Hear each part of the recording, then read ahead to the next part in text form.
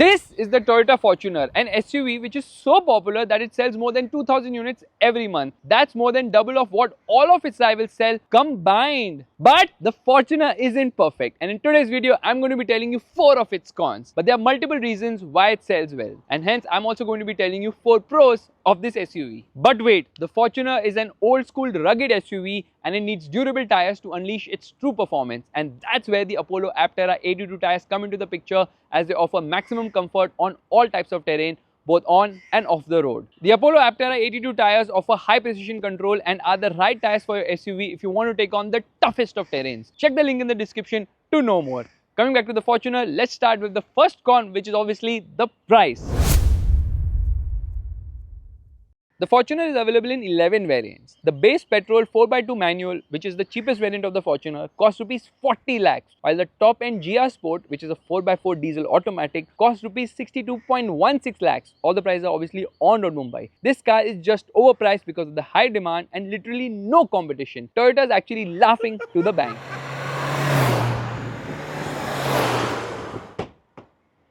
The second con are the lack of features. All of its rivals offer a panoramic sunroof, while the Fortuner doesn't even get a normal sunroof. Ironically, you can get a Toyota SUV at less than half the price of the Fortuner with a panoramic sunroof, heads-up display, 360-degree parking camera and a lot more, all of which is missing in the Fortuner. In fact, this overpriced SUV also lacks an electric parking brake, USB ports in the second and third rows, ADAS, digital cluster, tire pressure monitoring system, rain sensing wipers, all LED lights, wireless connectivity for Apple CarPlay and Android Auto, a terrain management system and electric folding for the third row seats. Heck, the seats don't even fold flat, they fold upwards. Makes no logical sense. Not to forget the hard plastics, dated cabin and poor under-thigh support. In fact, this screen feels super duper basic. It feels like it is from the 90s, and this car doesn't even have USB-C charging ports. And this whole panel is coming out. That's not very Toyota-like. And this reverse camera doesn't even get adaptive guidelines. Funnily though, Toyota offers a lot more features on the Fortuner GR Sport in Thailand but chooses to ignore India. The Thai spec GR Sport gets a 9-inch screen while the Indian model gets an 8-inch screen. It also gets wireless Apple CarPlay and Android Auto connectivity, tire pressure monitoring system and Toyota Safety Sense, which is basically ADAS. I have absolutely no clue why these features are not offered in India. The third con is the ride quality. This car is always moving even on the smoothest of roads because of the body on frame layout. Yeah, the ride isn't comfortable at all and road shocks can be easily felt inside the cabin. It transmits almost everything, like, yeah, it thuds through, not comfortable at all. You can feel a lot inside, and then this being a Toyota surprisingly doesn't have the washer fluid working for the front wipers, which means that I'm kind of stuck if I go on a really bad patch of road with muck flying onto the windscreen.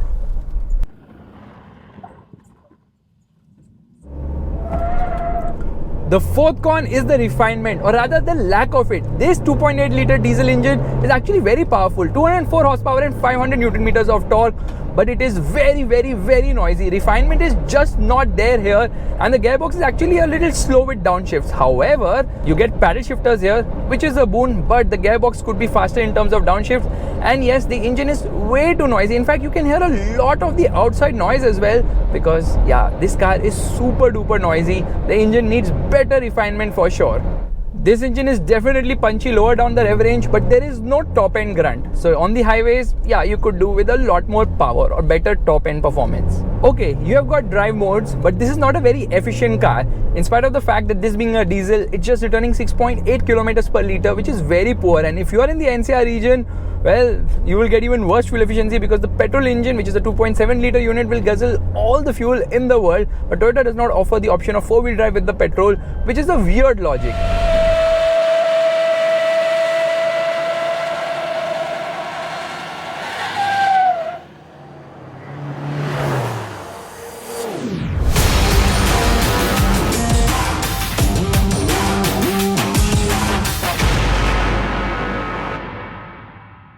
Coming to the pros, the first one obviously is the reliability, durability and built to last nature of the Fortuner.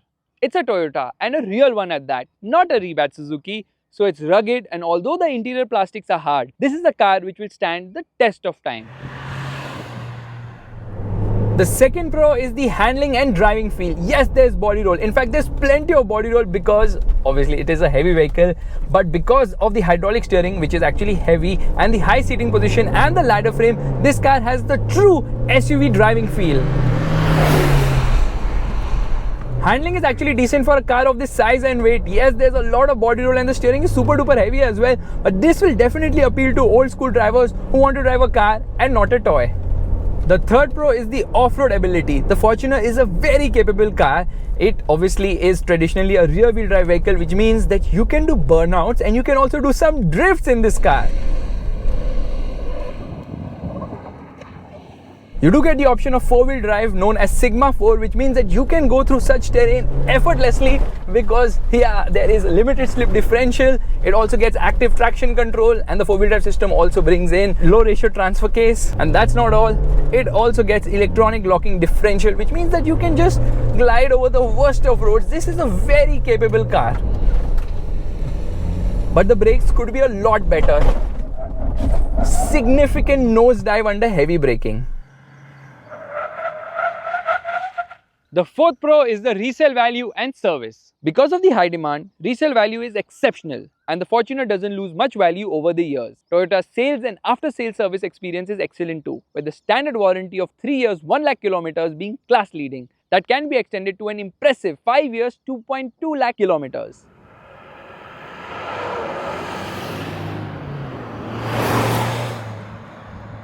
Clearly, the Fortuner is overpriced, under-equipped and quite dated now.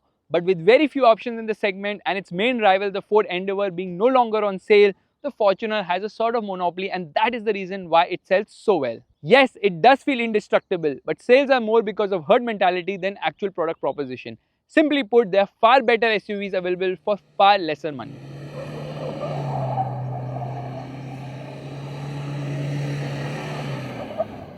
If you like this video, make sure to give it a thumbs up, that's the like button, and also don't forget to check out the amazing Apollo Aptera 82 tires by clicking the link in the description.